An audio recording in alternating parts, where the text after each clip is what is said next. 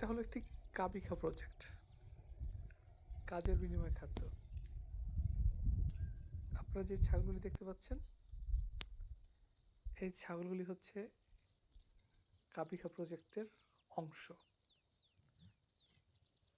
আমার কথা যদি বিশ্বাস না হয়, এই ছবিটা একটু আ পজ করে বা জুম করে আপনি পুরো লেখাটা পড়েন, তাহলে বুঝতে পারবেন যে কিভাবে এই ছাগলগুলি কাবিখা প্রজেক্টের অংশ হলো।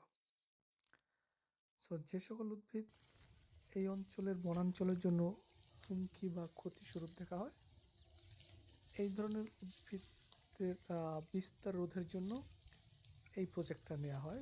এই প্রজেক্টের কাজ হলো ওই অঞ্চলগুলোতে নির্দিষ্ট সময়ের জন্য ছাগলগুলিকে ছেড়ে দেওয়া হয় এবং ছাগলগুলি ওই ধরনের ঘাস বা উদ্ভিদ খেয়ে তার বিস্তার রোধ করে।